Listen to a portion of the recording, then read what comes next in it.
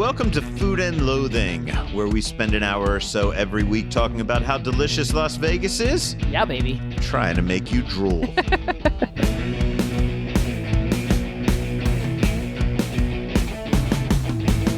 I'm Al Mancini with my co-host Gemini Stevens, mixing it up this week a little, making it a little tougher on our brilliant producer Rich Johnson because we have a slightly different format, but I promise it's going to be worth it. Gemini, how the fuck you doing today? I'm great. Yeah, we've got fucking amazing weather. We've been eating good food. Like, Vegas has been good to me this week. Yeah, man. I don't know. The weather's been back and forth. It has. The car said it was 77 today on the way to meet you, so I'm like, all right, I'll take it. It'll Open up all the windows. I'll be like freezing and I'll have to put my leather on to go out. And then like that'll be in the morning. And then by the afternoon, my house is so hot that I have to open up like all the doors to get the cold air in because the sun is still beating down on it. Yeah, you get hit pretty hard by the sun. Yeah, and it's just fucking crazy. Vegas, the only town where you sometimes have to run the heat and the air conditioning on the same day in your home.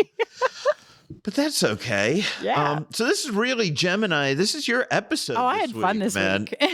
A large chunk of the show was recorded at the Palm Steakhouse Scotch 80 Prime, which recently launched what they're calling a girl dinner menu in their lounge. And they were kind enough to invite me and Gemini to check it out. But it didn't take me long to realize that I'm clearly not the target audience for girl dinner. And the women who are might not want to hear me mansplain it to them, right? Fair. You know? So like, okay, Gemini to the rescue. So she assembled a group of friends to drop in there last night. In the center of this show, we're going to hear all of them discussing the experience and then listen in on Gemini's interview with Chef Marty Lopez. I'm looking forward to that. Myself, I have no doubt it's going to be excellent. That's in about 20 minutes. Do you have fun doing that? I had a lot of fun. Yeah, I don't want to give too much away because the interviews really are, I think, comprehensive. Everybody got to describe some stuff. We talked about where girl dinner came from. And it just became this whole movement and where did it come from and where are we now and what does it mean to people? And it was really a lot of fun. There was way more to it. And it was more nuanced than I expected until I sat down with three people who are not in the food industry, by the way. Right. And got to share that with them. Well, my penis and I are very curious. So I'm going to be listening closely. Also on this episode, I caught up with the OG celebrity chef, Martin Yan. Yes. If Yan can't cook, That's right. can you. That motherfucker, and I say motherfucker in the most loving way. Yes. Yeah, that motherfucker's been doing TV since the 70s, man. Guy Fieri, fucking Gordon Ramsay, even Emerald, man. Bow down to the OG. Martin Yan walked so these guys could run, let me tell you, because I grew up with it. I mean, it was one of my favorite things. I would sit there and watch it with my mom. My mom was a big TV person, so thankfully a lot of it did include cooking and things like that. So I remember, So my God. Well, he popped into Lunar New Year celebration over at Suncoast, and we're going to have that. I also speak to Chef Albert Reznick at the official grand opening party for SMKD Barbecue. The story is Walbert Castillo tells me about some upcoming pop-ups they're doing, and D'Agostino's Trattoria's Dan Thompson tells us about an upcoming wine dinner. Also, just came from doing some interviews about Vegas Unstripped, so that's going to be happening. Of course, we have a happy hour report with Happy Hour Vegas's Andrew Morgan, some news, blah, blah, blah, blah, blah. You know what we have. But before we get to any of that, we like to keep you on the loop about where we've been dining. And I, for one, have had some great spots to tell you about, including Brasseria by EDO and the Hayworth. But Gemini, we know you ate at Scotch 80 Prime. We are excited to hear all about that in a few minutes. But first, have you dined anywhere else of note that we need to hear about? I've been trying to get more out of the house and do some stuff. So this past week, I got Weira Thai. Usually when and it was on the way home from something on a Friday night, and we just wanted something, easy but really delicious. I hadn't been to Weira Thai. I know I've mentioned it like in the past year, but I mean, it's one of the greats in Vegas. And I think I've been twice or three times in the past year, including this past Friday night. So I'm really glad we did that. I want to give them a lot of credit. My friend does not eat spicy food like at all. If it's available, somebody like me, basically. Spice level is 0, not even 1. And so I had some of her pad thai and I really liked it because there was a sweetness to it that I don't think I really appreciated before. See, that's what happens when you just spice everything up out of control. Very aromatic. Like the noodles were really tender with just enough bite and chew. I don't usually like chicken in my dishes and stuff like that. I either go seafood, tofu, or plain, just because of the different textures of things. It's just a personal choice. But I really liked it with her pad thai. The peanuts were really nice. Not a lot of crap in it. It was really focused on the sauce itself, the food that, really simple, but beautiful food. I had the Penang curry, which is one of my favorites. Penang, I love the richness of it, the nuttiness of it. It was rich, dense. I had a spice level 3 out of 5, which still was not blow your head off. And it's still, Penang is one of those things that I like because it can be a little bit different for everybody. Sometimes it's not as thick. Sometimes it's not as saucy and there's more veg and things like that. I chose to go with seafood and it was really perfectly balanced. Again, that touch of sweet. Really enjoyed it. Like kudos to Weird Thai. What do they have? Like 3 locations now? I think so. Yeah. We popped into, I believe it was Sahara. That was the original. Yeah. Yeah. That's where I just was maybe 6 months ago for a big blessing they had from the monks and everything. Yeah. And quick shout out to them because they were probably the first place I ever went to ever, not just in Vegas, where I had Massaman curry and really enjoyed it. Like that, they are in my brain. And I like their logo, the little mallard duck. Yeah. It's a cute little logo, really man. Is. I dig that. So, by the way, talking about heat, this just occurred to me, right? Because I take a lot of shit because I'm a pussy and I don't like spicy food. And you guys feel free to call me a pussy for any reason you want, man. I don't mind. If I punch you in the face, you know what Betty White said about pussies, man. I don't, but okay. They're strong. They take a pounding. Okay. Anyway, I know I'm a wimp when it comes to heat, but I'm just thinking about this as you say this whole idea of people who brag about how spicy they like their food. Could you imagine like if I came home and I was like, oh man, I went to this great ice cream shop and I asked them to put extra sugar in because that's how I fucking roll, man. Extra sugar. Yeah. Like, you'd be like, dude, you're a dick. But, somebody comes and is like, I got the spiciest thing ever. They're apparently cool. Yeah. I don't understand. I don't understand that either. I mean, and this is somebody who, I have a hot sauce company. I haven't made any in a little while. There's been a lot going on. But part of the reason I got into that was because much as I do like spicy food, I still want it to have balance. I still want it to taste like something. If you're just doing hot for hot or sweet for sweet's sake or whatever it is that you're going for and you're annihilating everything else, I do not understand I don't get it, man. Confidence that comes with that at all, because are you really eating food at this point? I mean, are you really tasting it? That's what I want to know. Like how battered are your fucking taste? No, look, if you grew up in like Thailand and you were eating this stuff all growing up and your taste buds have generally developed a palate that from childhood has learned to find all these different tastes. Okay, I'm not talking about that. Yeah. But I'm saying for like just, regular Joe Sixpack or whatever, how battered do your fucking taste buds have to be that they can't taste any fucking subtlety that you need to ask for a fucking 11? Right.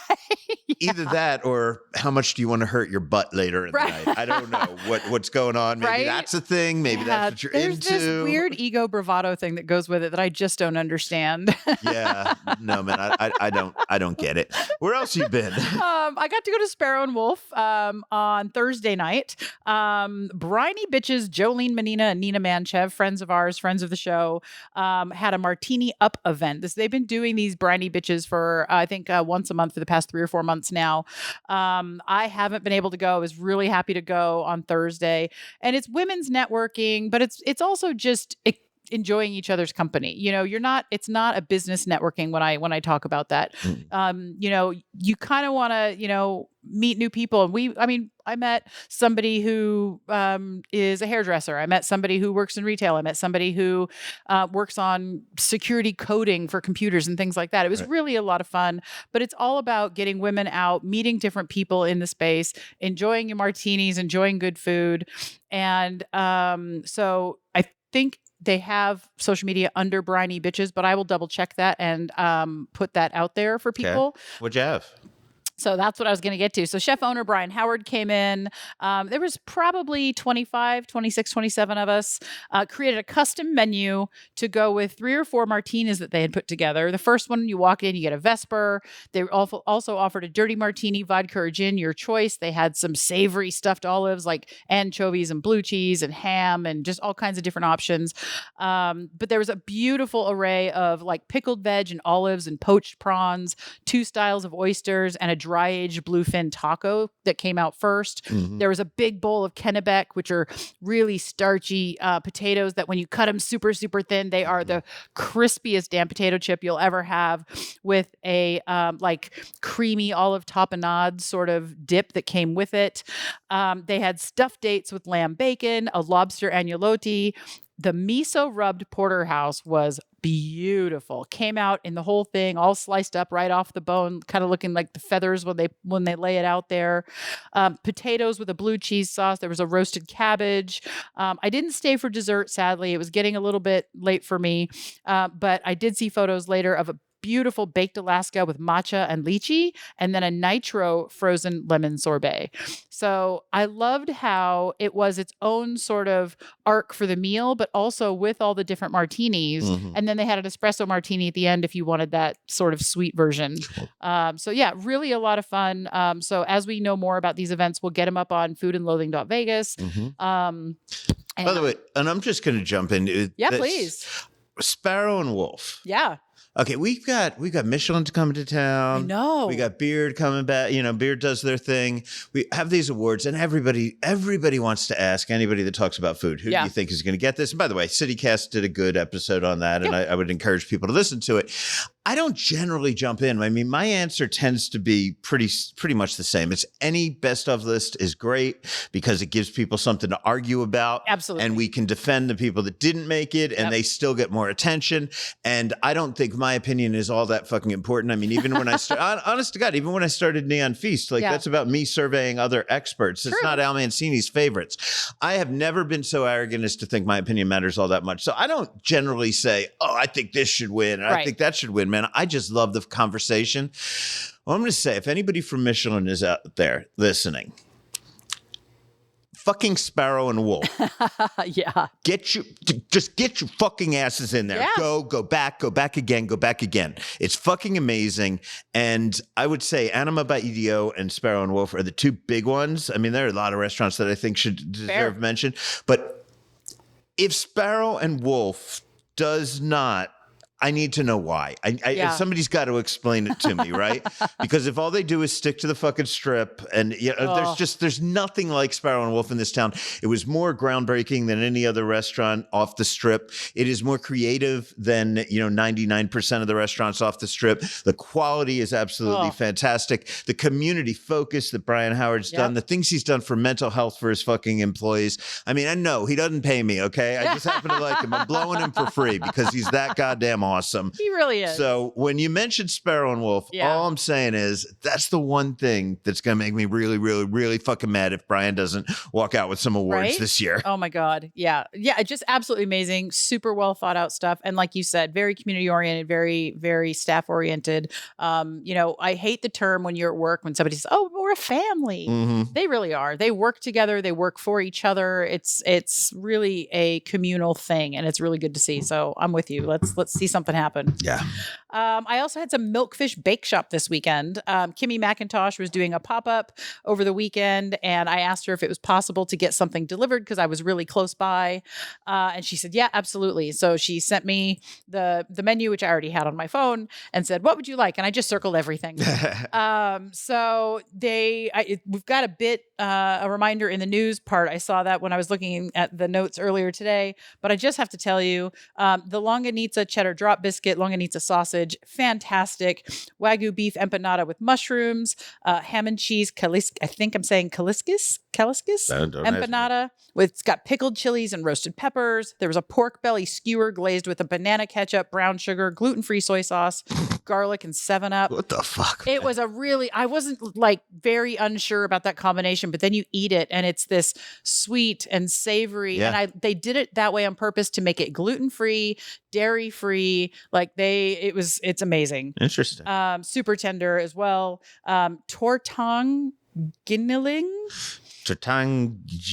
Yeah, I don't know. I got no idea. Tagalog, but it's ground turkey and shrimp omelet with garlic rice and tomato salad. And then the desserts, an ube jammy, which is a small version of a brown butter almond financier stuffed with ube jam. Carioca, which kind of reminded me of a biscuit cake. Mm-hmm. coconut mochi fritters served like in a cake style, like cut up like a cake, layered with coconut toffee sauce, toasted coconut, glaze, sea salt, and then in addition to that, there was a layered mango float that was creamy, tart, refreshing, and kind of life-changing this weekend. That was, I wish I had like 3 or 4 of those. I think I ate that before I ate any of the savory stuff. So Milkfish Bake Shop, they've been long listed for the Beard Awards in the past, I believe. Yeah, not last year, but I think the year before, and then they're up for this year. So I've noticed they've been doing more pop-ups, and so they're doing more savory now than just sweets, or have they always been just they've always had a bunch of savory, and along with the sweets. I remember having them do some catering for a party once, and it was a really good mix of the savory and the sweet. And I love that they do the mango, they do the ube, they do a lot of the flavors that you're going to get when you're talking about chilies and peppers and fruits and certain types of sausage and things like that. Very Filipino base. But they have a lot of fun with it too. And so it's always a little bit different. And yeah, so. Do you know what they're doing? They're doing a pop-up on March 2nd at Durango Social Club. Do you know what the menu's going to look like? I think it's actually going to be very similar to what I got to try this weekend. So according to the social media, I think the menus are pretty much the same. That's why I wanted to talk about it when I saw that, because I thought, oh, well, I've had some. I can tell you to go eat it because it's really, really good. Hell yeah. Okay. It's that wrap it? I'm good. Yeah. Okay, what about you? Well, I dropped by Durango Social Club last week, Astoria. They have their ongoing residency every Tuesday and Wednesday. I was really excited to finally try their food. I've been reporting on Astoria for a very, very long time in various outlets, and I've never gotten to one of their events, which is, of course, a storytelling approach to pre-colonial Filipino food. At least that's how they started. Now it's more of a storytelling approach to the many chapters of Filipino culinary history. Which was really a pretentious thing I just said there, but that's really what it is. But in broad strokes, you're right, because a lot of Asian foods, it comes there are chapters of where they started, what they got influenced by. A lot of that is colonialism and things like that. So anyway, please. So I was, I've always wanted to get in, and I finally got in to try their food. But the night I was there, Chef Dio Ban, who also, by the way, works at Robichon, he created a very special menu for Lunar New Year. Oh, very cool. So I had the Lunar New Year menu. I can tell you that was really interesting to me because I'm like, Astoria is Filipino cuisine. Why were we doing Lunar New Year? I don't know if it's celebrated in the Philippines, blah, blah, blah. What I learned is that the Philippines is home to the world's first and I think maybe even largest Chinatowns. Wow. It's called Binodo. The chef's menu was called the Binodo menu. Oh, cool. And that's what they were celebrating. The way that Lunar New Year would be celebrated in Chinatown in the Philippines. Yeah. So I thought that was really cool. I love their shumai.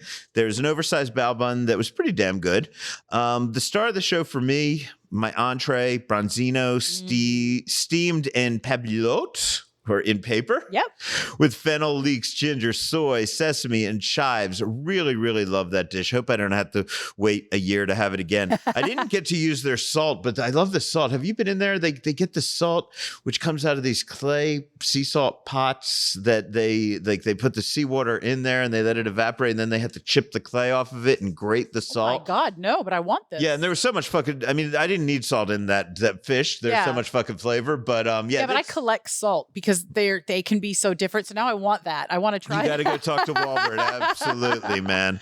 And by the way, while I was there, Astoria's co-founder Walbert Castillo told me about 2 other events the group has planned, even as their Durango Social Club residency continues. To round out the previous dinner series that we're doing, Galeon, focused on the galleon trade across the Philippines and Spain, we're having a special 8-course prefix dinner at Saffron in Chinatown on the 24th of February. Seating's at 5 o'clock and 8 o'clock. And then after that, we actually have an exciting collaboration with our friends at Gu Plus over in Chinatown as well. We're going to be doing something that focuses on the Mexican chapter in Philippine history. And so people don't realize that although Spain had colonized the Philippines for 333 years, more than half of that, 250 years, was spent trading with Mexico. And so that 6-dish prefix menu will be inspired by the rich relationship and the diverse tapestries that both the Philippines and Mexico had to share. And what better way to have that than to see Chef Justin, Chef Dio on the Astoria side, but also Chef Izzy on the Gu Plus side. So really, it's a testament to our diversity. What's the date on that? The date of that is March 6th.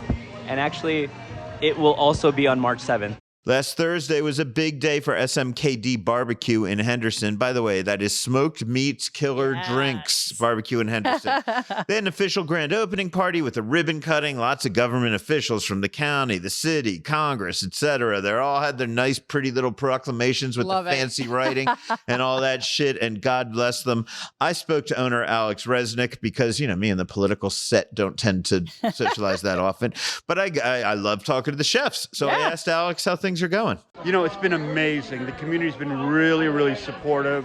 We've been having a lot of fun. My friend Gene, my partner in crime, we're just like here every day, rocking and rolling, cooking some really heartfelt food.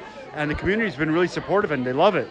What should people expect here that makes it different than other barbecue spots? I mean, barbecue is one of those things that a lot of people think that the kind they had back at home is the only kind of barbecue that exists in the world. Clearly, there are a lot of different types of barbecue. So what should people expect when they come here? You know, they should have a different feeling. It's a feeling of community. It's about our lives traveling the United States, whether it's brisket from Texas or Kansas City burnt ends like my boy, or Carolina-style chicken. We have a little bit of everything through our travels, and we make everything delicious, amazing, and daily. We low and slow cook every day. Everything comes off that offset. We're not fast cooking. We're not doing anything else but slow and amazing fucking sides. Amazing sides. Killer sandwiches. We're just doing things a little different our way, having fun. Taste of Asia in the Suncoast hosted 2 days of Lunar New Year celebrations. Owner Carrie Hung was kind enough to invite me in. It turns out the one day I was free was the day that celebrity chef Martin Yan hosted a luncheon. Provided a cooking demo, showed people how to debone a chicken, did all of that stuff. It was a lot of fun. And I basically asked the chef, like, why are you in Vegas for the Lunar New Year? Lunar New Year is a very important, auspicious occasion for not only the Chinese, but many Asian countries. Lunar New Year. This is the year of the horse. So during this time, family get together, friends get together, neighbors get together to celebrate the beginning of spring. Actually, it's also called Spring Festival. Now, spring is coming after long winter. I just came back from the Northeast. It's unbelievably cold. And then this is the time that the farmers start plowing the land, planting the seeds to celebrate the New Year. So basically, it's a very important time for family to get together, to renew the friendship, renew the family value, and it's very important. And every year during this time, all the Chinese restaurants have a special Chinese menu. And the Chinese menu is always depicting a lot of symbolic meaning. For instance, noodle, longevity noodle, long-lasting peace, long-lasting good luck and good fortune. And then you have the sang choi bao, which is the lettuce cup or the lettuce. This means gong hei fa cai, means wish you prosperity. And fish, always serve fish. Fish is symbol, and the name fish sounds like abundance, continually supplies, endless supply. So you have, if you serve fish, you have endless supplies, endless good luck, good fortune, and good health and prosperity. Well, that sounds excellent. And why did you want to celebrate it here today? Well, you know that I love Las Vegas. Yeah.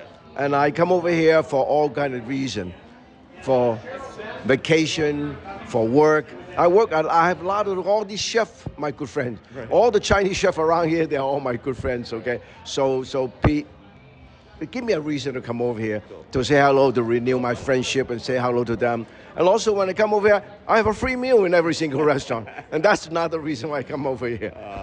Well, thanks for your time, Chef. I look forward to today. Thank you so much. Hey, here's for Las Vegas, my favorite town, the entertainment capital of the world. Right. Everybody, come one, come all. Carrie and her team also cooked up a fantastic lunch for everybody that was at that event. Great Chinese chicken salad, some walnut shrimp with strawberries, some stir-fried beef, a little chicken, some veggies, some cool desserts. I don't have the menu in front of me. I'm going by memory and photos.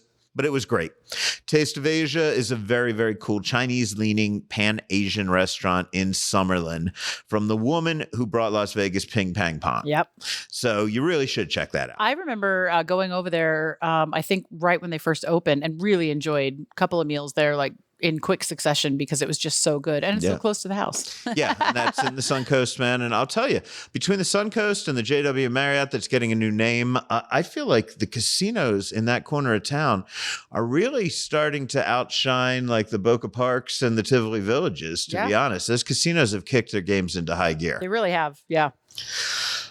Friday was the beginning of Sue's birthday weekend, so we had dinner with Rob Cashew-Reese and his wife because Rob's birthday is also right around now. Awesome. And we've been talking about wanting to go to Naughty Angel for a while. Oh, yeah. French steakhouse. It's over by Sapphires, behind Resorts World, around the corner from a dispensary. Yep. Near that gunship thing that you always see, gunship helicopters. So I've always wanted to know what the fuck was going on there. I'll tell you, it's an interesting vibe. Sue liked it a lot. I'm not going to speak for what my other guests spoke because Rob writes his own reviews of things, so I'll leave that to him. I liked it. I liked the food. I was not loving the it just didn't hit me for the environment. Okay. Like Sue said, this is like if you went to my parents' hometown in Williamstown, New Jersey, and this was their idea of the fanciest restaurant in town. Oh, and it's got a little bit of tacky to it, but I think that's cool. It gives it a touristy vibe, right? But it doesn't. It for me maybe a little too touristy, and it's that close to the Strip that it doesn't quite scream out that I'm an alternative to the Strip, right? But that's just me, and that's just the decor that I'm talking about, right? The restaurant itself, the food was really, really good. Steak tartare, and by the way, a lot of people love the decor. So it's, I'd rather go to like a May Daly's or something if I'm doing an off-strip steakhouse. Oh, I love May Daly's. But anyway, the place was great. Everybody else loved it. I loved the food just as everyone else did. Steak tartare, smoked under glass with caviar, some deviled apples with I don't know, some ham on top of them and weird stuff. Escargot, which was done, in the garlic and the green and all that, and just sop it up. I did coq au vin. I haven't had that in forever. Really, really good. Classic chicken dish, classic French chicken dish. We did a 45-day dry aged New York strip. We did some braised lamb shank. We did some pork et haricot, which is pork and green beans. Yep. A devil's red apple for dessert, which is poached and soaked in mulled wine. I thought you'd like this for 3 weeks, and then cored, and then filled with cream cheese icing, served with vanilla ice cream and caramel sauce. 3 weeks. Wow. On a plate that looks like a pillow. Looks like like the ring bearer carries the pillow at the wedding, but it's actually a plate. It's okay. So that was really cool. Okay. I'm glad I got into the place, and I would not steer anyone away from it. It's just not like I'm not itching to go back. Fair. You know what I mean? Yeah. Like fucking great. We had a wonderful time. Yeah, sounds like you love the food. Yeah. So awesome. Okay. Birthday dinner number 2 for Sue. Here's a place I loved. Right before we went to see Joan Jett, we went to the brand new Brasseria by EDO. Yes. Now, this was friends and family night, so I don't get into that many details. I'm not going to. Actually, I will tell you, the service was so much better than I was expecting. On a friends and family night, they had it, but it's not worth me commenting on the things, what was good and what was bad, because this was their night that they had any right to fuck up if they wanted to. Right, that's the whole point. So, it's a dress rehearsal. I don't really talk about that, but I'll tell you the things I think you should be super excited about, because I'm very, very excited about this restaurant. It's gorgeous. Yeah. Right? I mean, it's got an Art Deco-y kind of feel to it. It's got these giant chandeliers that were taken from Bizarre Meat, when it was closing down. There's the kind of almost double-tiered open kitchen, right? So where there's one pass and then there's people taking it there and there's like another pass. But the kitchen's wide open. The bar is gorgeous. Oh. Everything about it. The menu is a lot of... Okay, what would I say about the food there? There's a lot of dishes that you can describe to your friends because they're takes on classic dishes, but they're doing versions that you wouldn't see elsewhere. So that's what I'm going to tell you.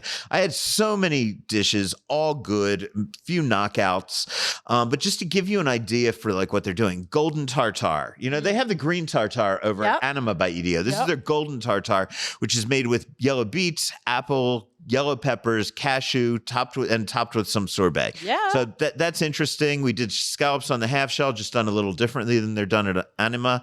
A hamachi crudo, table-side steak tartare. We had croque monsieur croquettes, which were basically Parisian ham and Dijonnaise. Yep. The croquettes. We did some foie gras. We did some escargot. We did some steak. My favorite things that I really think people need to go back and check out, because these were the things that really rocked my world. The French onion. It's listed under pasta and rice. Okay. It is not French onion soup, but it's kind of French onion soup. It is basically capelletti pasta stuffed with Gruyere. Okay. In a charred onion broth. Oh my God. No deep bone braising or anything. It's actually vegetarian friendly. Of course, there's cheese in it. Yeah. But oh man, really, really knockout dish. And sounds great. A great way to reconstruct the flavor profile of French onion soup without resorting to cliches. Yeah. So I was very, very impressed with just the fact that they did that. They do something called prawn cigars, and I'm going to tell you, these remind me of the langoustine at L'Atelier. Okay. Have you ever had that? I have. Like the one prawn, like kind of coated in the phyllo dough, and it brought me back to like L'Atelier eating that. And it's a great dish. I really want people to try that one. And the Dover sole was, I'm not usually a guy that digs on Dover sole, but it was really, really fucking good. I love sole, but I'm picky about the preparation. So how did they do it? If you remember. I don't have my notes with me on it. I just know that I really liked it. Okay. It was lightly seasoned, because I've had another Dover sole actually when I was at the Hayworth that was more heavily seasoned than this one, and I liked the lighter seasoning on this one. But yeah, just really, really good. So do that.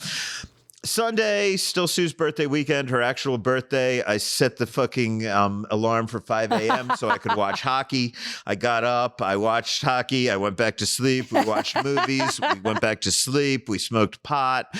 We ordered takeout from Proper Sandwich. There you go. I really like their blackened chicken sandwich with the crispy skin on it. So I'm going to throw that out there. Also, and I say this every time I talk about Proper Sandwich Company, get their cookies. Yes. They have the best fucking cookies in Vegas, I think, and you should do that. Last night I was in the Hayworth in Henderson. This is another Alex Reznick restaurant. It's a remodel of the old 138 space that used to be over there. Yep.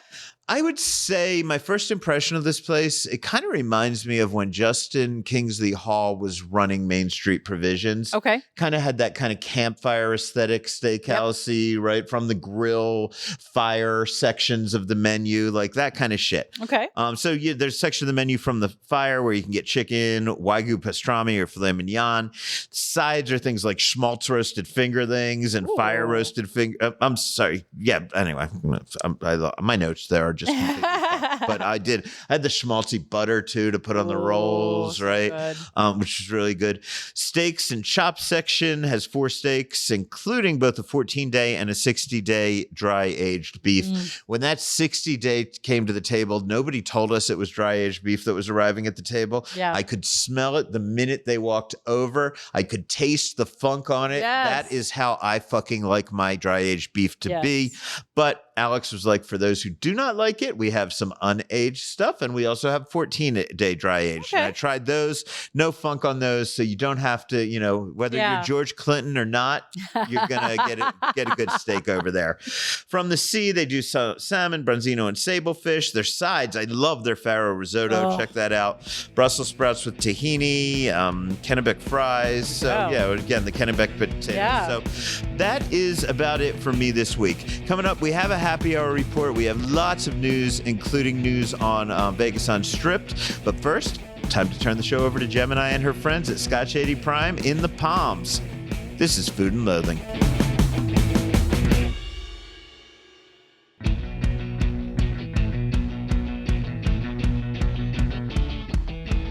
So as we've been talking about, I did get to go to Scotch 80 Prime. We got to have a really fun experience. We decided to eat first and talk after, so we could really talk about the food and the concepts and the history of, quote, girl dinner or hashtag girl dinner.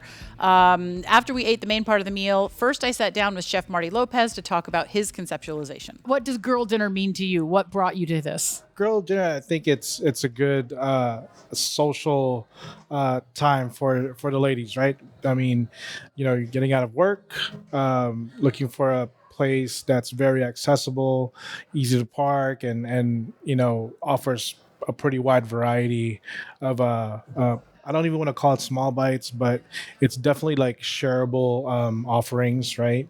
And typically our guests, in general, love to share food, and what a great avenue to present this as something that's very, very easy.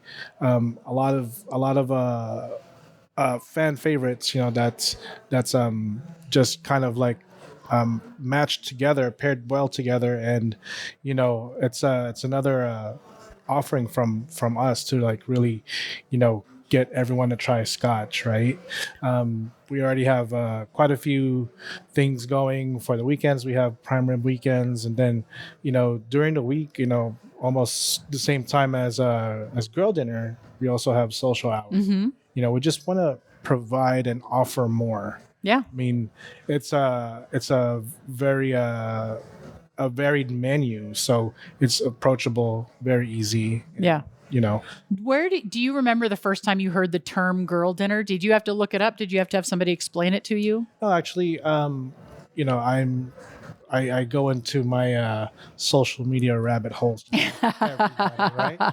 And like one of the things that I saw was in this particular time was in like the San Diego and LA area. They have these girl dinners, right? At first I'm like, girl dinner, it's kind of, but you know what?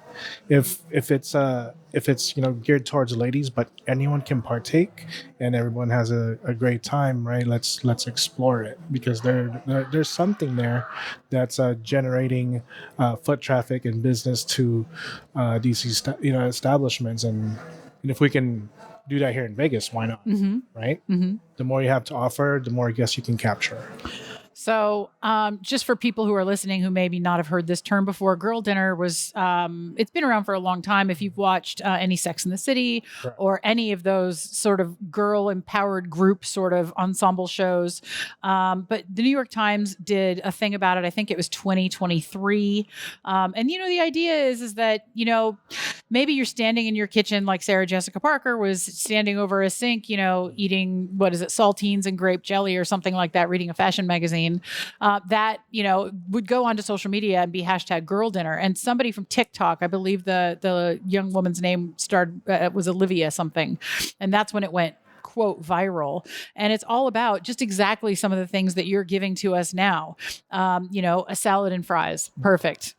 Who's going to cook, right? And you can eat it right out of the container. It can be grazing, it can be charcuterie, it can be things like that. So when you were putting the menu together, did you look into what people were tagging as what could be their girl dinner to come up with this? Because truth be told, these are kind of perfect. I mean, there's like some inspiration through like social media and things like that, and I've kind of figured, if I like this menu item and that menu item, why can't I get both? But I don't want both of them because it might be too much, right?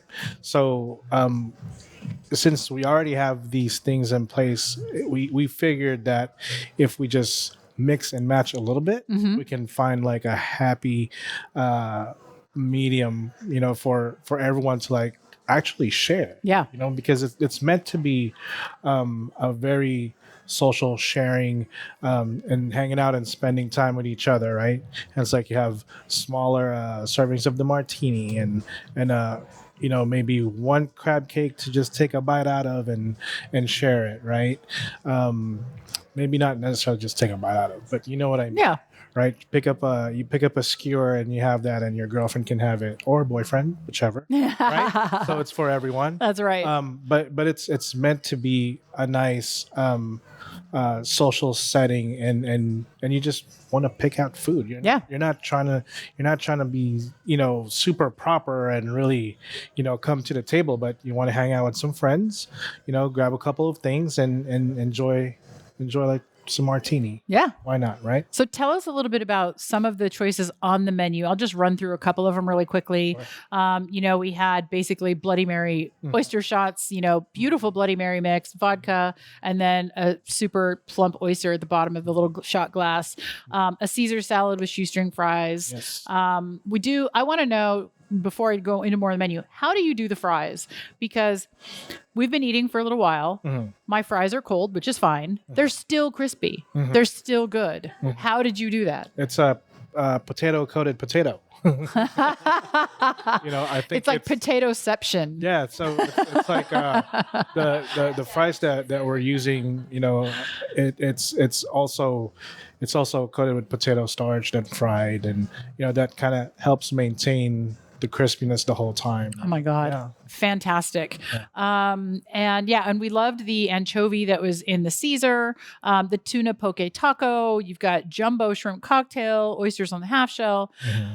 I know this was one of the favorites, the Wagyu empanada. Ooh. And anybody who's listening, I will have these women speaking with us shortly because you can hear them in the background. Tell me about how you got to some of these flavors and why you chose some of the bits that you chose. So Wagyu empanada, since you've mentioned, super near and dear to me. Number one, growing up, little kid, always in the kitchen hanging out with my grandpa and my grandma, right? That's like an afternoon treat. So we'll have like a little snack in between like lunch and dinner, and my grandma would make empanadas. So to me that was just as simple as that, right? What were the flavors in the empanada? Because I dipped the lumpia into the sambal agrodolce, which was fantastic. Sweet and sour, those sambal chili flavors. I did not dip the empanada. I didn't have to. It was juicy on its own. It had a sauce sort of going on. What was that? Yeah. So we take our ground beef, like our filling, right? We make our filling, but it's like tomato based, right? So tomato based. Then you have things like carrots, potatoes. We even, this one, because it's my version, there's foie gras in there. There's bits and pieces of truffles. No wonder I said I could sit at the bar and just eat empanadas and drink wine. Yeah, give me 12 this little guy. Pretty much. Yeah. That'll be a good dinner. Oh my gosh. And the pepper crust on the filet tips. I mean, when you've got filet that's sort of already cut like that, it's on a skewer, you can go really dry really quickly. This was not that. It was beautifully tender. Loved the peppercorn on that. The mushrooms were fantastic. I liked that there was a couple of different types of mushrooms on the dish, and it had a little bit of that vinegar pop to it. And you had the shishito peppers on various plates to kind of give everything a vegetal note. When you were deciding that, did you have a sort of theme running through the whole menu, or did you just want to pick? Because some of these are not the same at all, but when you put them all together like we did, it was a whole meal. It was fantastic. I think that's the whole intention, at least from us, is like, you will pick a variety of different things to enjoy together, right? And quite honestly, it's like things that I like to eat anyway. Yeah. And I wanted to be able to share that and that's exactly how I like eating, communal eating, family style. It's nobody. I don't want to say nobody, but more than often when we all sit down for dinner, you're gonna turn to your right and be like, that looks really good, right? And then vice versa. I have met a lot of people in restaurants that way. What are you eating? Next thing you know, you're sharing. Here, have half of mine. Can I have? Yep. I'll take half of yours, whatever, and it becomes a communal type of atmosphere, and it's what a great way to spend time and really socialize and hang out through food, right?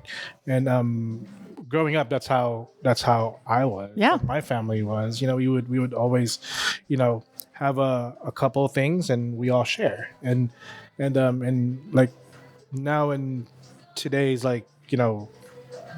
dining world, I guess, if you can put it as that, or dining table here in the restaurants, right? You find a lot of parties sharing appetizers, especially.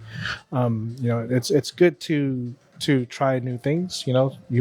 You might get something that I'm not getting, but I'm interested on tasting. Then I can offer you a bite of mine. You offer me a piece of that, whatever. Right, negotiation like at the that. menu stage. Yeah, but it also, but it creates like a good energy of sharing, right? And I think that's the best way to share anything is share food, right? Plenty to go around, and everybody gets to try new things and really have fun with it. And what I love about this is it's, you mentioned social hour earlier, so I want to come back into that because sharing, I mean, you and I have sat down with the microphones, but also without. And that just seems to be a really big theme for you. And part of it is nostalgia. It's how you grew up. That part of it is just understanding how food works. Food is very community oriented. So when you do something like this and you already have something like social hour and you do other special events and things like that, has it always been something that you wanted to do where you always have something where people can get together and share? And can you tell our audience a little bit about, again, how social hour works here? Yeah, so social hour is Sunday through Thursday, right? And on our regular dinner menu, you will see the Scotch 80 logo next to the items that we are offering for social hour. You get 30% off those selections. And we're still talking full plates. Full plate. Yeah. It's not because it's 30% off. You get 30% off. Right. No. You're actually you can enjoy a full blown meal at a very value driven price point. That you're not going to like cringe later and look at the bill. I'm like, I was not expecting to spend X amount of money for dinner, right? Right. Especially midweek. So that's why it's offered for the time that it's offered, Sunday to Thursday, where people are just kind of like going along their week, and what are we gonna eat? And then you can get a great well prepared meal here, and not be broke tomorrow. Yeah. Right? Because a lot of restaurants that you go into, even regular casual restaurants, you kind of like look at the bill and like, I didn't know it was going to be that much. So here we give, we try to present and like really share a value with our guests. We want them to see that, definitely worth the trouble going down there, even though it's super accessible, and there's really no there's no parking fees. You don't have to pay for valet, right? You can get in and out super easy. Even on our busiest time, I think anyone who's going to sit down and enjoy social hour, they can be out of here within an hour. Yeah. So. And is it still two parts of the evening? Is it one part of the evening? Is it the whole night? What are the hours for social hour again? Now it's just pretty much from the time we open. Okay. And up to 8:00 we do social hours. So it's one block. Okay. Right? I'm sorry, not 8:00, 7. 7. So you come in earlier, you want to beat the crowd. You're not necessarily here at peak hour. Correct. And you can still get the same meal. But for 30% less. Correct. And I think that's a pretty good time anyways, because like anyone who was like getting out of work or getting done with their day, I know I look for dinner around 5-6 o'clock, right? Like a lot of people do, and we chose that time slot because it's pretty popular, and we want to definitely take care of our guests that want to get in and out. And then for the rest of the evening, you can experience Scotch 84 for what we offer fully, right? Coming back to girl dinner, what is the offer for that? What is there? Certain days, certain times? Same days as a social hour. Okay, so Sunday through Thursday. Sunday to Thursday, but it's an all night deal. You have an option of hanging out at the bar or sitting here at the lounge and really partaking. And there's no cutoff time. Anytime you want to come in. Yeah. Those days during service, we offer a girls' dinner, and really imminently shareable. So 4 of us, we had we tried everything, but I think the only thing we had to double up on so everybody could get a taste was the sliders, because there's 2 on a plate. But we shared everything else. And I mean, we still have a few bites left over. I mean, it's a good amount of food and you're still not breaking the bank. You've got great prices here. You've got a seafood platter for $30. You've got shrimp toast and lumpia for $16. I mean, come on. That's amazing. It's less than a Big Mac nowadays. I'm kidding. And a hell of a lot tastier.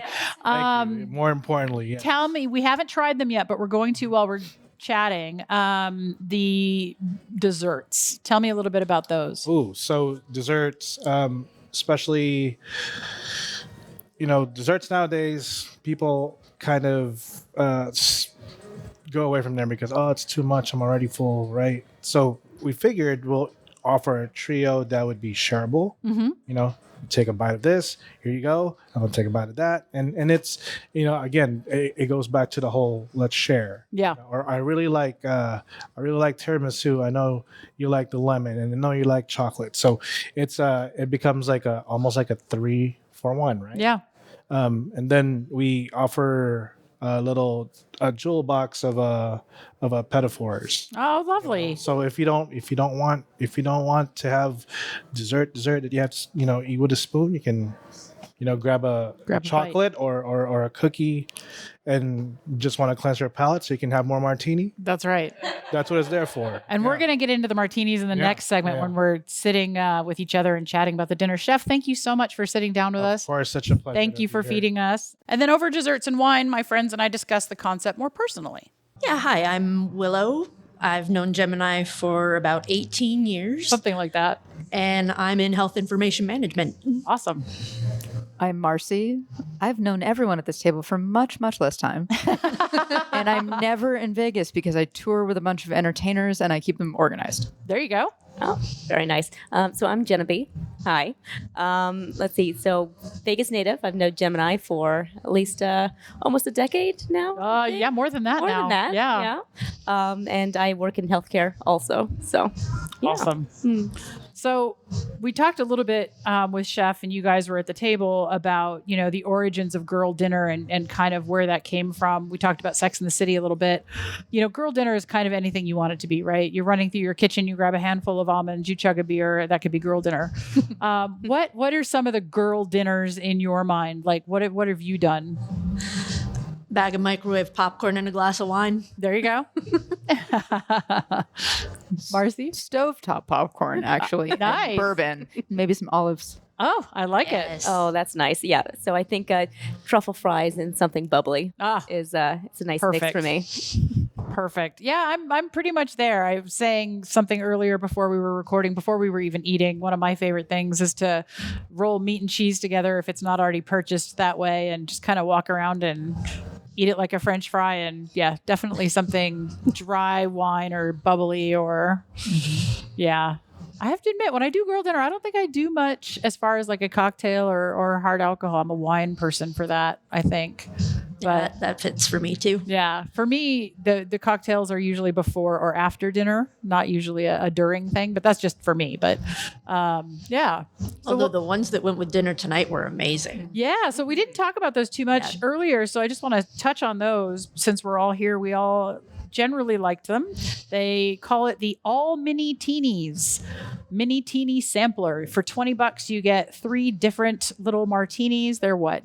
2 ounces a pop, give or take. Mm-hmm. You have Sky High, which is raspberry vodka, spicy mango vodka, mango puree, fresh lime juice, and a tahini rim.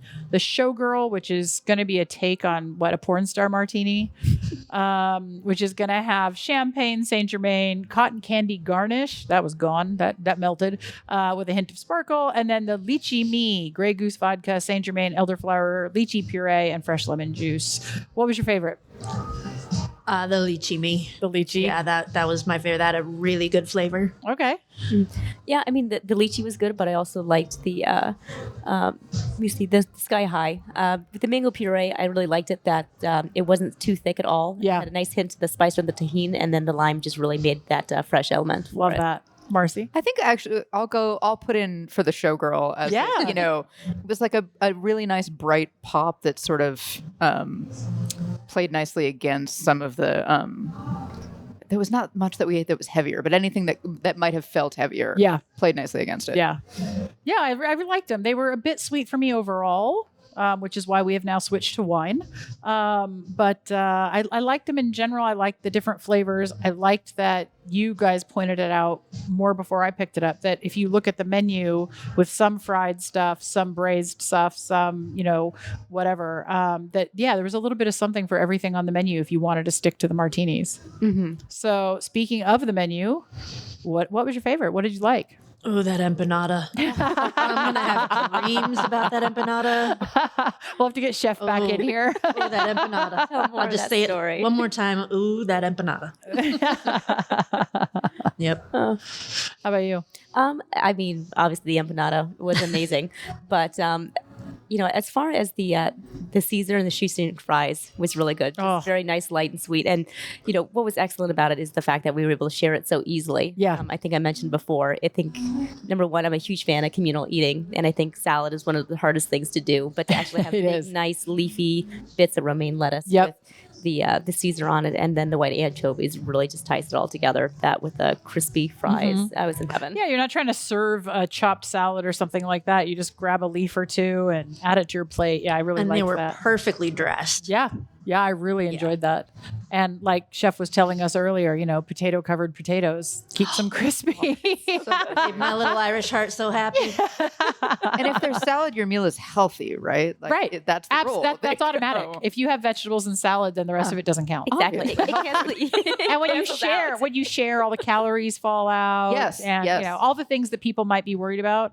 I don't give a shit. And there's no calories in girls' dinner anyway. Exactly. That's right. Yes, yeah. Exactly. Yeah. Girl dinner doesn't count. And overall, the seafood was so fresh. Yeah. I've been in Vegas on and off for 8 years. I should not be amazed by that anymore, but it's true.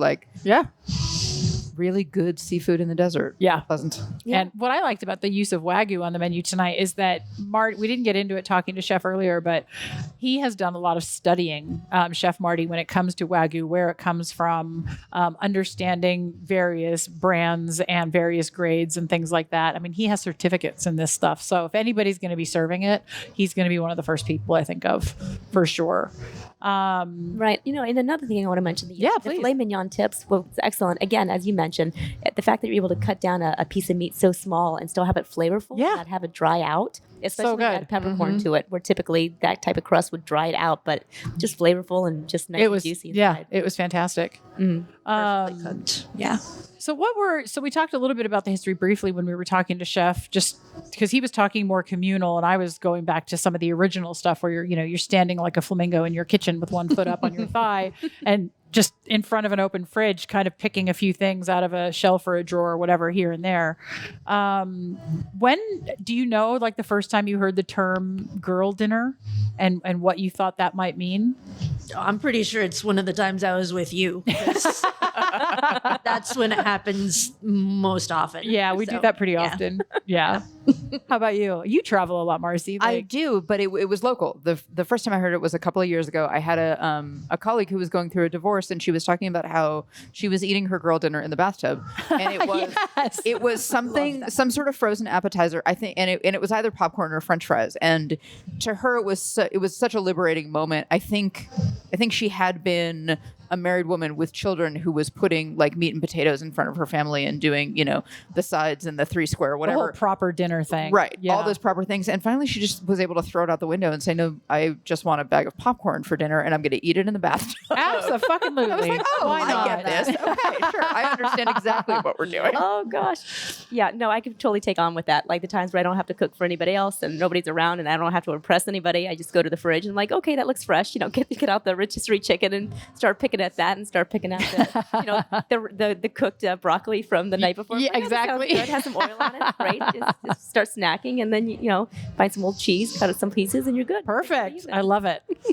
So what did you? I mean, we've talked about individual things and things like that, but overall, if somebody told you girl dinner and they presented you with this menu here at Scotch 80 Prime, how do you think that they did with the notion you came in with girl dinner, and then hearing Chef Marty talk about more of the communal aspect of getting people together and sharing their girl dinner?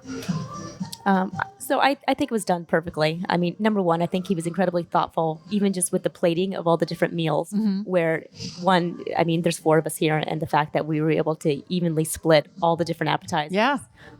Pretty well without having to worry about things getting sloppy or messy, and it was easy to take a bite and enjoy. And it's it tells a story. Yeah. Where we either think it reminds us of a certain meal that we've had in the past, or oh hey, that reminds me of that one place or that one that one trip we went to that had that meal, or the one time we had those fries. So I mean it's a conversation starter. Yep. Which I think is the whole point. And what I like about this is that it's approachable. So it doesn't matter if you're a big foodie or you're just somebody that enjoys something besides the standard dinner at night, where you can kind of go in, enjoy it, and still have it approachable where you could enjoy yourselves with your friends. And I like one of the words that you used that we haven't used a lot tonight, which is appetizer, because these are very much sort of on the larger side, but appetizer plates. So, when Chef was sitting with us and he was saying, you look to the people on your right and you want to know what they're eating, and can we share things? And, that's when you're sitting there ordering big plates. These were not huge plates, but there was still a lot of food and everybody got a little bit of everything. Yeah, I think we're all pretty full. Oh, yeah. And we have big appetites. And exactly. Speaking of, we have some desserts sitting in front of us that we still have to dig into. So we'll do more questions, but first let me describe these. Chef was saying that, there's tiramisu. These are about shot glass. These are shot glasses and all 3 desserts look layered. So we've got tiramisu with espresso, mascarpone, ladyfingers, a lemon meringue cheesecake with a torched meringue on top, graham cracker and lemon curd, and then a chocolate caramel mousse with dark chocolate cake and salted caramel. So, my God. And then they brought us a jewel box of petit fours and like cookies and truffles and But can we talk about the aromatics though?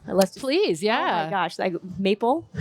Yeah, he said it. They do like a maple vaping inside the box. Yeah, that when you open it, some people smoke meat and they vape the maple on the dessert, and the smell was just so good. Oh yeah, even just leaning in, like just doing that, I'm getting a whiff of it. I feel like I want to go to Canada and eat some waffles. Oh my gosh. Okay, well, somebody dig into these. I'm going to ask another question. So, like I mentioned earlier, girl dinner has become, it's definitely its own hashtag. I mentioned earlier, the New York Times did a big thing on it, and I think 2023. It's become sort of its own animal. But rarely do I hear the sharing aspect. And I keep bringing that back up because this was such a fun way to sit down. The martinis are tiny and sample worthy. The desserts are tiny and sample worthy.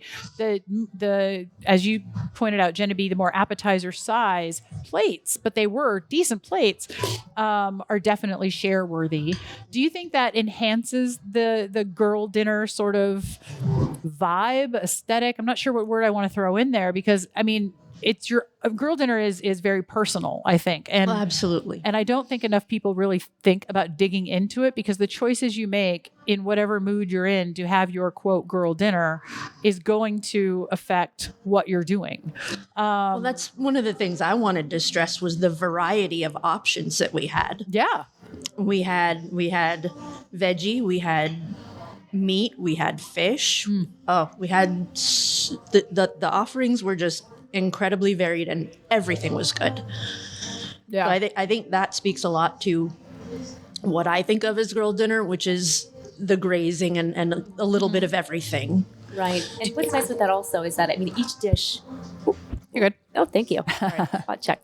So each of the dishes, they all had their own selection of, sides. So we had a lot of the pickled onions. We had a lot of the peppers and all the different sauces to each dish. Again, it was just something where, maybe you didn't want to try the protein, but the sauce was excellent. Hey, you know what? Let's try that sauce on this. Oh, amazing. Just to really play. Oh, that sambal. Yeah.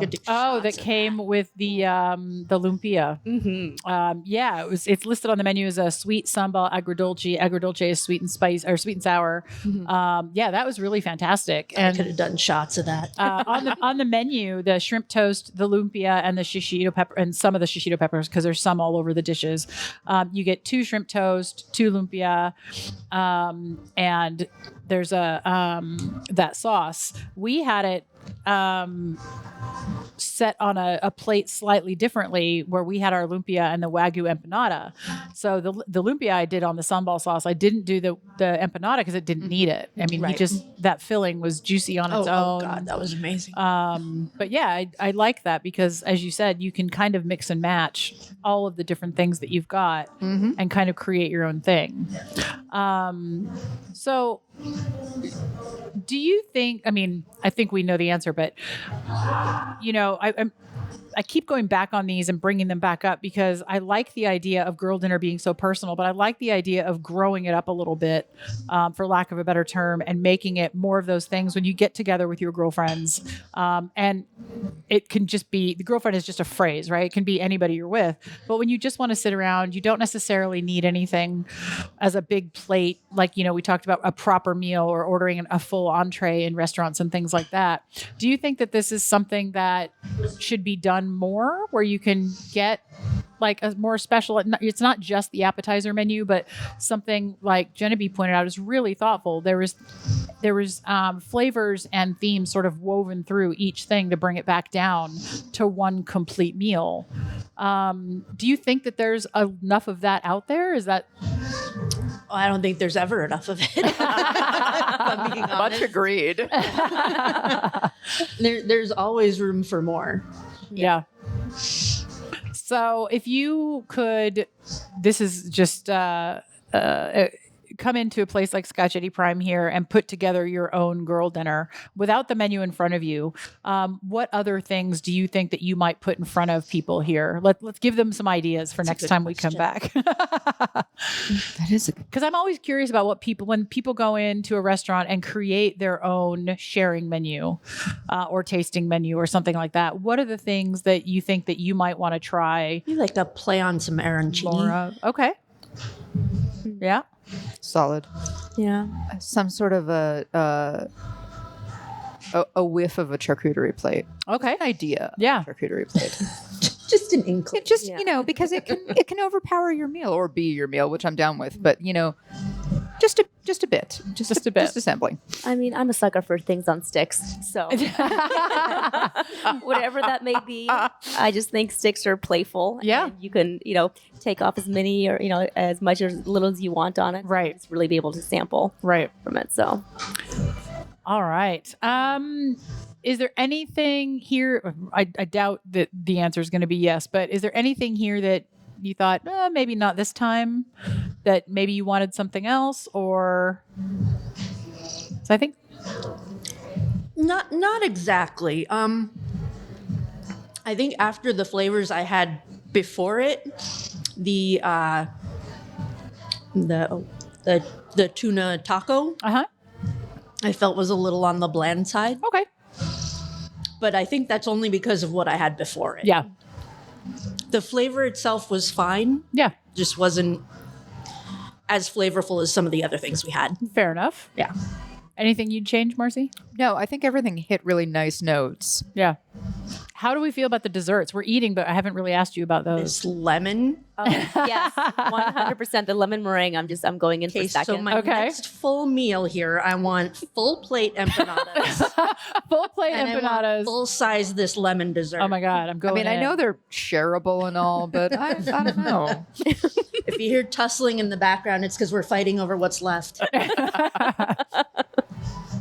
These could be a meal on their own. Mm-hmm. Well, oh my God. Yeah. What I really like is typically when I go get a dessert at a restaurant, one of the, most of the times the dessert overpowers the meal. Mm-hmm. And so, you order I just want to taste. I just want something just to kind of finish off the night with something sweet.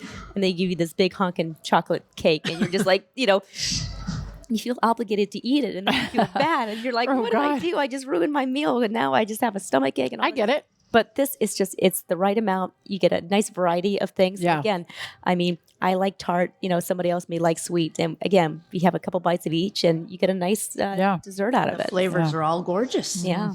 So let me just repeat for anybody listening. Girl dinner is Sunday through Thursday. It's the entire evening. There are no specific hours. There is a specific menu. And again, with the tiny teenies, the miniature martinis, you have like 8 or 9 different plates of things that you can get here. And that's in the lounge area. That's the bar area, and then go ahead and throw it out there. Social hours also Sunday through Thursday, and that is up until about 7:30 p.m. And that's anything on the menu that has the logo next to it for 30% off, and you still get the whole plate that you would get, an hour later at full price. So Next time you can't find me, you know where I'll be.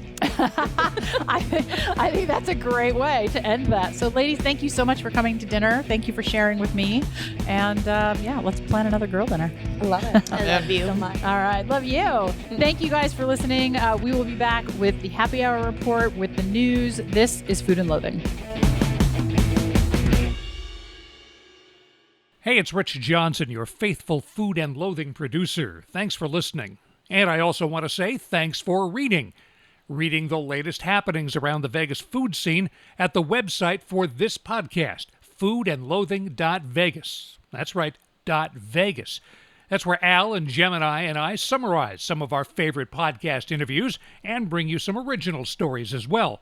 Also, Bob Barnes serves up his weekly dining and entertainment guide. You'll find rundowns of the Valley's top restaurants, and you can always stream the most recent episode of this podcast.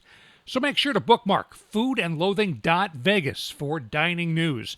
And while you're at it, check our other buddy, Andrew Morgan, at happyhourvegas.com for his recommendations on Las Vegas's top happy hours. That time of the week when we talk happy hours, finding out how to get deals on some booze and also some food. And of course, we've been covering for the past many, many weeks upcoming Lunar New Year's meals and things that are going on there. But I figure if you're celebrating Lunar New Year, you may just want to go out and hit a restaurant that, an Asian restaurant that has a good happy hour. I don't know where they are. Of course, we have a guy who does that. His name is Andrew Morgan. He has created happyhourvegas.com, which, by the way, is just a phenomenal fucking resource. And if you don't, if you're not just lazy and you don't just listen to this podcast, you can actually go and type those letters into your little computing machine, and it will show you lots and lots of happy hours. But we bring him here for you every week. Andrew, how the fuck are you? I'm fucking great. That was a better intro than my mom could do, man. So yeah, fucking great. And happy Lunar New Year to you, man. Yeah, happy Lunar New Year, Fat Choi. Yeah, Fat Choi. Look, we got a lot of good stuff going on here. I mean, it's year of the fire horse. So the ambitious fire horse flavors are fucking running wild here in Vegas happy hour. So I got a few of them here to share with you. Okay, so now let me clarify what our parameters are going in here. Are these going to be Are these going to be offers that are only good during the Lunar New Year, or are these year-round, 24/7 kind of deals? These are year-round 24/7 deals. They're happy hour. Their menus update, from time to time. Obviously, you can check it happy hour. Yeah, I guess they're not 24/7. They're usually like 4 to 6, 5. But They're happy hours, right? So you can figure that one out. A lot of these guys have a Lunar Year promos or deals and stuff like that, and those are all listed on the website. So, okay. And are these all going to be Chinese places you tell us about, or are there going to be multiple Asian countries? No, so this is what I learned. It's not just Chinese. It's multiple Asian. It's Lunar New Year, not Chinese New Year, even though they're kind of go hand in hand. But, Asian New Year includes other countries. You're talking Vietnam, you're talking Korea, you're talking Thailand, stuff like that. So. Okay, so hit us with a couple cool happy hours, please, sir. Yes, so I'm starting late. Tao Asian Bistro. You know Tao. It's, it's been around for a little while. It's a long time. But they've got an amazing happy hour. But it starts at 8:30 at night, goes to 10 o'clock, and then on Thursday, Saturdays at 9:30 at night to 11 o'clock. So. And that, of course, makes sense because, it's right next to Tao Nightclub, which I think is still a thing, although my nightclub days are way behind me. But the Tao tends to be for the later people. Exactly. So if you go right before you go to the club, taking a break from the club, whatever it is, it's a late night happy hour, but it's upscale. But cocktails, small plates, $10 each. These are designed to share, discover, really enjoy that. I love the basil gimlet and the pot sticker dumplings. Okay, cool. So Tao, number 1. What do we got as number 2? Total opposite. If you're thinking and I know you, New York City Chinese food. Oh, hell yeah. I mean, that's it, man. When people talk authentic, man, I just want to know if it's something that I would get on Canal Street, Exactly. So I'm a fan of that. And the closest that I found for happy hour, and it was in Vegas, is Taste of Asia at the Suncoast Casino in Summerlin. So, and it's the opposite. It's not $10 each. It's $5 each. Everything's on the menu. It's $5. So anything from steamed pork ribs to crab rangoon, beers, wines, cocktails, free parking, recently renovated. And did I mention it's only fucking $5? That is an amazing deal. And by the way, we're talking about Taste of Asia all over this week's episode because we've got my interview that I did with Martin Yan while he was there. I've got sharing some of the food I had there. So it's a big week for them. But so now they're happy hour number 2. Yeah. What's happy hour number 3? So look, it's a go-to. Every American's going to know this P.F. Chang's, right? It's like Andrew's not even saying anything about the look on my face right now. Exactly, rolling his eyes. But hey, it's a go-to. There's 3 locations that have happy hour: Town Square, Summerlin, Henderson. There's obviously a location on the Strip, but doesn't have happy hour. That's at Planet Hollywood, I want to say. But anyways, Monday, Friday, 3 to 6 p.m. Asian-inspired happy hour menu that we all know and love. We're talking the chicken lettuce wraps, the wontons, the dumplings, and of course, a plethora of cocktails and beers, all between $6 to $9 each. It's an easy way to celebrate Lunar New Year. Absolutely, man. So thank you very much, unless you got one more that you want to throw out there. There's a bunch of them. Look, if you want to go a little bit off guard, China Poblano, Cosmopolitan, that's an awesome one. Great happy hour. So definitely check that out. But look, I've got 2 categories here for you guys to take a look at on happyhourvegas.com. That's the happy hour, Asian happy hour category. And then also we just released the Chinatown happy hour. So, lots to choose from there, man. Okay, well, that sounds good, man. That should be sufficient to get people a little bit of food and a lot of drunk over the next 7 days until you join us back here again. So thank you, as always, Andrew Morgan of Happy Hour Vegas. And remember, folks, just go to happyhourvegas.com and you'll get everything. Sign up for the newsletter. Thank you, Andrew, for the report. Thank you, Rich, for those clicking typewriters in the background there. I love it. Hey, here's the news. Alenia is coming to Bellagio for 6 weeks. Oh, my gosh. From April 16th through May 31st, Chef Grant Aschatz and his team will host a 6-week residency inside Michael Mina Bellagio. It's the final stop on a national tour celebrating the 20th anniversary of his groundbreaking Chicago restaurant, Alenia. They're currently taking prepaid reservations for parties of 2 to 6. The tasting menu will cost you $595 per person plus tax and fees. I believe the gratuity is included in that. I know Grant has a habit of generally including the gratuities. Yeah, last time I went. In his pricing. There's 3 different wine pairings because, spending $600 a person on dinner, you got to spend some money on wine. Absolutely. And you could do that for $225, $495, or $995 a person for those. And yeah, that's a lot of money. But Jesus Christ, people, if you've never been to Alenia, you have to go. Oh, yeah. It's probably not fair to say that Alenia is like America's El Bulli, but, in a way, it's kind of like it. I'm not mad at them in the same sentence, if you know what I mean. Right. No, it was ground zero for molecular gastronomy or American avant-garde, American spin on molecular gastronomy 20 years ago when he opened that up. There were only a handful of people that were doing that kind of stuff. And it's like fucking awesome, man. I went there once. It was a perfect meal. Mm-hmm. I mean, they really embrace that level of hospitality. I'm fairly sure they've been on the Bear at some point, the Alenia team. So. And but honestly, like the way that I was treated by the staff at Alenia in Chicago was all of those tiny little touches that you see when they're trying to explain in the Bear to the doofusy guy, like what it means to be a fine dining guy, right? Yeah. And I mean, just the little things, literally to the point that they brought us some cigarettes on a pillow when we wanted a smoke break, walk outside. Like, I mean, just fucking dead on.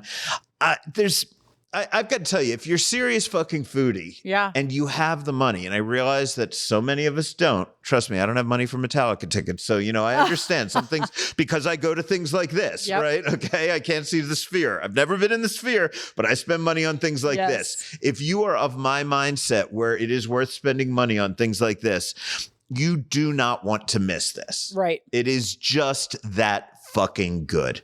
And I'm not guaranteeing you your money back from me or anything if you don't like it, but I fucking love it. So here, look, you're making notes on my notes there. I actually cut that out of the press release. Those over there. You interrupted my ramble, but that's all. That's good. I was about done with it. Way to keep me in line. You should have just said, shut the fuck up, Al. No, I was trying not to interrupt you. That's cool. Anyway, Alenia, it's fucking awesome, man. Go check it out. The lineup has been announced for Vegas Unstripped, Sunday, April 2nd. It's going to be at the Palms again. Adam Rios, Alec Packey, Anthony Carone, Brian Howard, Bruce Cowman. I'm not even giving you who they're all from or where they're from. These are Dio Bound, Dylan Jacobs, Francisco Cortez, Gary Lamort, Gina Marinelli, Jackson Stamper, Jake Jurgensen, James Trees himself, one of the founders, Joe Valdez. Holy shit, this just goes on and on. John Arena. It's a good thing I'm not mentioning the names. Joe Swan. Good thing I'm not mentioning the restaurants. It'll take forever. Kari Garcia, Marty Lopez, Matt Meyer, Marissa Bautista, Oscar Amador, Ule Fisher, Rang Tan, Tyler Vorse, Sean O'Hara, Yuka Takamizawa, who I just spoke with today. Yuri from Partage, I never get his name right, and he told me how to pronounce it today in both Polish and in French, and I didn't get either of them right. Anyway, it's going to be fucking amazing. I think next week, I just dropped down the photo shoot.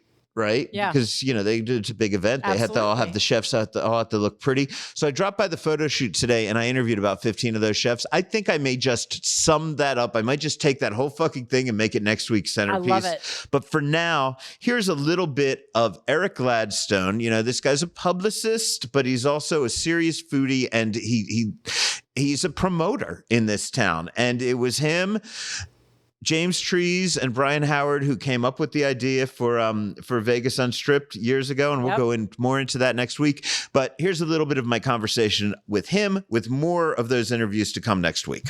We still have the same values, which are to promote local talent and their creativity and to push things forward, and really to make sure that people are equally represented for their craft, and just let people know that independent Vegas is really a strong scene and they need to recognize it. We are definitely getting more recognition now nationally than we were before, and that's great to see, but we're just going to keep on going. Yo, I don't know where you're going to do karaoke anymore because Champagne's Lounge has closed. Dude, I know. A city is only as cool as its best dive bars. I'm fine with that, yes. And we became a little less cool with the loss of Champagne's Lounge. Oh, my God. And anybody that says it was a dump, fuck you, you don't get it. Anybody... If you couldn't enjoy yourself in Grandma's attic, come on now. That place was amazing. It was the dumpiest, diviest, shit-faced drunk at the end of the night place. Generations of people wandered in there to make bad decisions at the end of their night. Yes. So farewell, Champagne's Lounge. Hey, James Beard Foundation announced their American Classics Awards, and Bob Taylor Ranch House got one for the Southwest. Go Bob Taylor. Hey, Bob. All right. The original Bob Taylor's not there anymore, but I don't know the last time you've been in there, but it deserves it. I haven't been in a while, but we did add that to Neon Feast's list of just classic, throwback Vegas, taste of old Vegas restaurants. I never saw him do it. I think he was long gone before I ever went, but I love the stories where he would flip steaks with his fingers and everybody had a cocktail the minute they walked in the door. Talk about Vegas icons. I love it. Congrats, and thanks, James Beard people, for shining some light on that. Just got an email from the Slice Out Hunger organization to tell me that their Las Vegas Pizza Tailgate is happening again this year. Awesome. The start of Pizza Expo. It's Monday, March 23rd on 3rd Street in front of Pizza Rock. There are going to be 20 pizza makers. There are going to be 2 sessions, $45 in advance, $55 day of. So go check that out. It goes to feed the homeless, or the hungry, really, or the food insecure. Better way of putting it. Our friend Steve Kessler posted an update on the relocation of Aroma Cucina into the Arts District. Gosh. He reports that things are going a little slower than expected, but he hopes to be open in mid-March. Hey, that's not far away. I know. I'm down. Come on now. All right. D'Agostino's Trattoria is hosting a Fallen Down Tree Vineyards wine dinner on Thursday, March 5th. They're actually the only people. Well, you know what? We'll talk to you about that. Chef Dan Thompson told me a bit about it. So this is a really special one because this is featuring a wine, a vintner, Fallen Down Tree, that is actually exclusive to D'Agostino's at this particular time. We are the only outlet that is currently stocking this item and serving this item. And we're excited to introduce them to the public because they have not seen the product before. Where are they from and how new are they that people are just seeing their stuff for the first time now? They're out of California, and they're friends of ours. They have some spectacular wines, and we're just kind of running into the red tape kind of issues that people run into as far as getting their product into distribution so that they could actually market it. They brought it to our attention. Gene and Mark Burmeister are good family friends. Gene has been overseeing our family's investment portfolios for 20-something years. And they've kind of took on this winery project, and they produced all the wonderful grapes, and they took care of the property, and they found somebody to make the wine for them, and then they realized it wasn't that easy to get somebody to kind of pick up the stuff and get it out to where people could drink it. Sales is a lot hard. For those of us who try to be creative, we forget that we got to sell this shit, right? Yeah. So it was kind of funny because Gene called Brandy and I one afternoon and said, "Would you guys like to come over for dinner one night next week and taste some of these wines? We think they're good. People in our circle think they're good, but we don't have an outside perspective. Someone, especially a retailer, who could give us an honest opinion. Like, is this something that people can sell? Is this something people will drink and pay for?" And we're like, "Yeah, of course." So we went over there. We had a nice dinner with them. She brought out several bottles of wine. We tasted, and every time we took a sip of something, we were looking at Gene like, "Gene, like what? This is fantastic. This isn't just good. This is great." She's like, "Really? So yeah, that was kind of the beginning of it. We spoke to some of our distributors here in town, and Cellarcraft was kind enough to take a look at it and pick it up. So now we are carrying the Fallen Down Tree wine portfolio, and we're serving it here at the Agostino's exclusively. As far as I know, we're the only restaurant in the world that has it right now, which is pretty cool. We're going to try to introduce this to the public as much as we have been trying it on the guests and stuff here. It is on our wine list now. But this wine dinner is a chance for Jean to talk about her backstory and their experience with the winery, and give their own personal intake on how the wines are produced and what they mean to them, and then of course to introduce them to the public, which I'm kind of reluctant to do because I kind of like being the only one that has it right now. But in the best interest of our friend Jean, it's fair, and we want to help her get her product out to as many places as we can, and get that ROI. Okay, so there's no better way to be introduced to a new vineyard, I guess, than a wine dinner where the chef really knows the wines, he really knows his own food, and he can put them together. So tell me about the dinner. First of all, give me the date, give me the price, and then run down.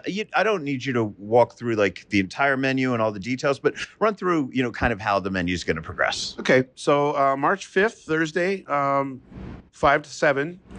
We begin at 5, and we're going to be doing a 5-course tasting menu along with the wines. Each course will come with a educational factor component to discuss the wine and why this particular course goes well with the wine, how they complement each other. Anywhere from little individual mushroom tarts to a nice grilled radicchio salad, lobster Florentine cannelloni, New Zealand loin, lamb chop, and a chocolate swirl cheesecake dessert, just to kind of do each course with a pairing and match the wines as best as we can, feature the notes and how they complement each other. It'll be a small, individual portions, so not, major dinner portions, just a little taste of something to go with the wine. And the educational component is really the part that we enjoy the most. And that's what most people get the most out of too when they come to a wine dinner at the Agostino's. I usually come out and talk a little bit about the food as well. why I chose what I chose, and this sauce versus that sauce, and but essentially it's really just it's a fun evening. We're at 105 all inclusive, so that includes tax and gratuity.